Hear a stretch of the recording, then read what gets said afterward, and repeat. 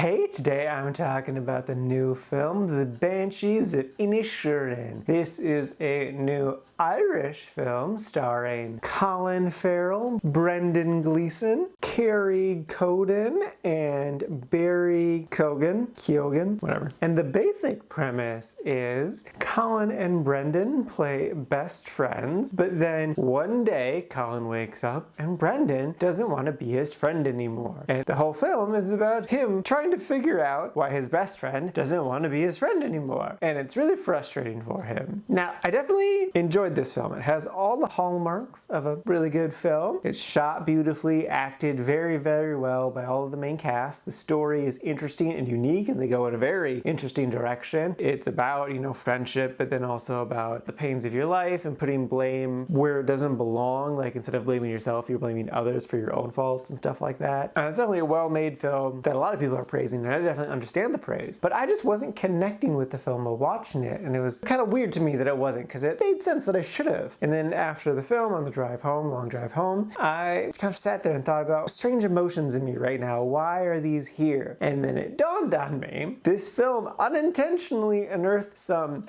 painful emotions that I have. I'm not going to go into too much detail, but basically, earlier this year, I had a very large falling out with one of my closest friends. And it sucked, because we've been really good friends for 8 years, and now suddenly we're not friends anymore, and that really sucks. And so this film, which is about two really good friends not being friends anymore, struck a chord. Now, I did go into this movie blind, like I usually do, so I didn't actually know the premise, but honestly, even if I did know the premise, I still would have gone into this movie, just because I wouldn't think that this would be such a big deal.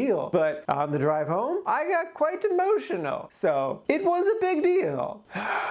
So it's just a lot of emotions that are not the movie's fault. They're my own fault for my own real life. With that all being said, I would totally recommend this movie. Other people are really loving it, because that makes sense, because they didn't go through a traumatic thing this year that's relevant to the story. So yeah, don't watch it if you have recently broken up with one of your closest friends ever, because then you're gonna not feel good, like me. Oh, am I gonna cry? Don't cry. Oh no. Oops.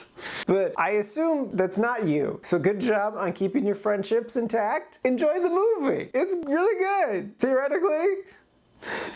And now for my ranking, I put this at number 42 in the Quite Like section. And this is out of a total of 64 old movies so far this year.